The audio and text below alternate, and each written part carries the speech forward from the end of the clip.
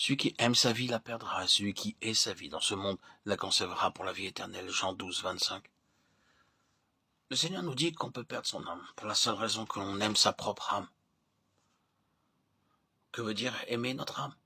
C'est satisfaire tous nos désirs et contenter toutes nos passions.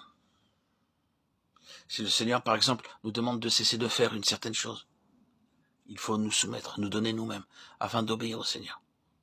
Nous devons céder au Seigneur chaque fois que nous lui obéissons. Si nous aimons notre propre âme, nous ne réussirons pas à obéir à la volonté du Seigneur, quoique nous nous y efforcions. Un autre exemple, si le Seigneur veut que nous abandonnions cette chose que nous avons plaisir à faire, ou cette personne que nous aimons tendrement, le suivrons-nous si nous aimons notre âme? Que de fois nous sommes empêtrés, soit avec une personne, soit avec une chose ou une affaire. Plusieurs sont entravés par les amis, ils refusent que leur âme reste insatisfaite.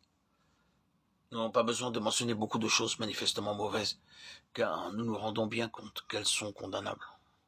Mais les choses dans lesquelles nous prenons habituellement un grand plaisir, ce sont celles dans lesquelles nous n'avons pas conscience que nous nous sommes embrouillés.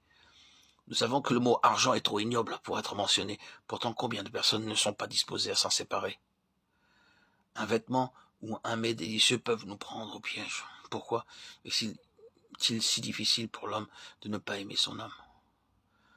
Parce qu'en n'aimant pas son âme, il la fait souffrir délibérément. Aimer son âme, c'est ne pas permettre qu'elle souffre.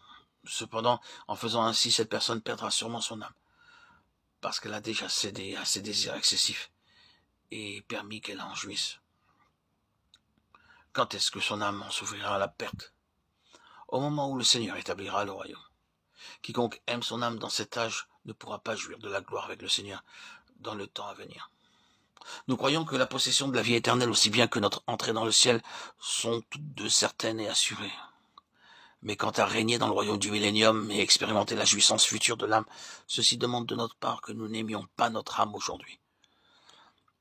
J'ai déjà affirmé, et je l'affirme encore maintenant, que tout comme Dieu place le ciel et l'enfer devant le pécheur pour qu'il choisisse, et si un pécheur peut voir clairement, il choisira sans doute le ciel. Ainsi, Dieu place le royaume et le monde devant le chrétien pour qu'il choisisse. Choisissons-nous le royaume ou choisissons-nous le monde? Combien il est affligeant alors qu'un pécheur se plaît à choisir le ciel, que de nombreux chrétiens préfèrent de beaucoup aimer le monde. Un trop grand nombre parmi nous pense que c'est suffisant d'être sauvé.